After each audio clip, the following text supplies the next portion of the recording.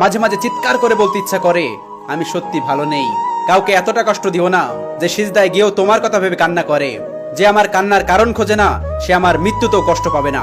এটা দুনিয়া ভাই, যারা টাইম পাস করে তারা ভালোবাসা পায়, আর যারা মন থেকে ভালোবাসে তারা কষ্টই পায়। মন খারাপ আমারও হয়, কিন্তু কি করার, বোঝার মতো কেউ নেই। স্বার্থপর মানুষেরা ঠিক জানে অন্যকে কখন ইউজ করতে হবে আর কখন ইগনোর। এক জীবনে সবাই তো আর সবকিছু পায় না। আমি না হয় সেই না পাওয়ার দলেই থাকলাম। সময়, ধন্যবাদ তোমাকে কিছু পরিচিত মানুষের অপরিচিত চেহারা দেখানোর জন্য। কথা বলতে আজকাল বেশি ইচ্ছা করে না, এখন শুধু অবাক হয়ে দেখি মানুষ কি করে রং বদলায়। চাইলেই যদি পাওয়া যেত তাহলে এই পৃথিবীতে অসমাপ্ত নামে কোনো গল্প থাকতো না। আঘাত না পেলে কখনোই ঘুরে দাঁড়ানো যায় না। পৃথিবীর সব থেকে খারাপ মানুষটা আমি, এজন্য সবাই আমাকে ছেড়ে চলে যায়। পারফেক্টের চেয়ে পার্মানেন্ট আর বিশ্বাসযোগ্য হওয়াটা বেশি ইম্পর্টেন্ট। এখনকার দিনের ভালোবাসা মেয়েদের সৌন্দর্য আর ছেলেদের টাকা। পৃথিবীতে তাকে খোঁজো না যে অনেক সুন্দর, বরং তুমি তাকে খোঁজো যার জন্য তোমার পৃথিবীটা সুন্দর। আমি হাজারো ভাঙা মনের ডাক্তার ছিলাম।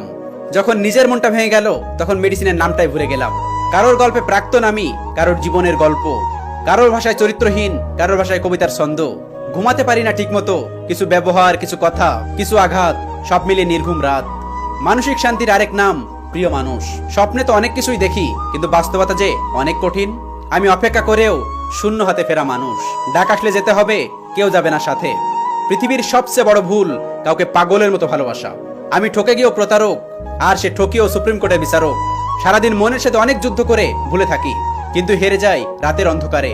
একটা কথা মাথায় রেখো, চাষিদের ভালোবাসায় সামান্য স্বার্থ থাকতে পারে, কিন্তু মামিদের ভালোবাসা পুরোটাই নাটকীয়। কথাটা তিতা লাগলেও সত্যি।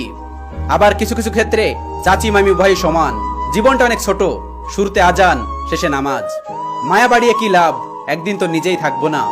বিছানা ছেড়ে তুমি নামাজে দাঁড়িয়ে যাও, কাল কবর তোমার বিছানা হয়ে যাবে।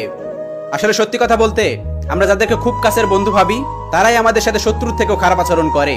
খুব তাড়াতাড়ি রেগে যাওয়া মানুষগুলোর মনে প্রচুর ভালোবাসা থাকে, কিন্তু সবাই সেটা বুঝতে পারে না। আমরা ছেলে মানুষ ভাই, জীবনের ব্যবধানে অনেক কিছু ত্যাগ করে জীবন কাটাতে হয়।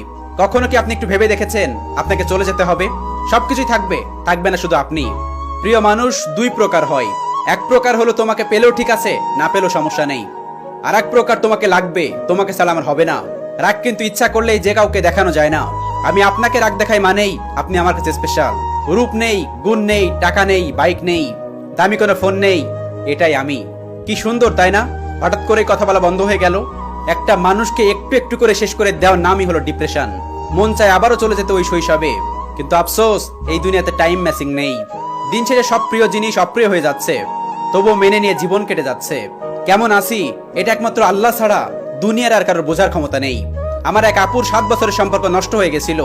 এখন সে এমন জামাই পাইছে যে সে একটু কাশি দিলেও যায় নামাজে কাঁদে।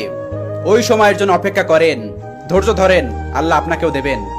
আফসোস লাগে পুরোটা জীবন কেটে যাবে, কিন্তু তোমার সাথে আর কথা হবে না।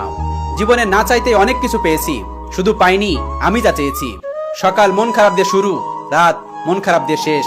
হ্যাঁ, এটাই আমি। আর লাগবে না কারোর ভালোবাসা, লাগবে না কারোর বন্ধুত্ব। আমি যাকে একটু গুরুত্ব দেই সেই আমার পর বিরক্ত হয়। অপরিচিত মানুষগুলো খোঁজ নিচ্ছে কেমন আছি, আর পরিচিত মানুষগুলো সময় পায় না খোঁজ নেওয়ার। কি আজব তাই না?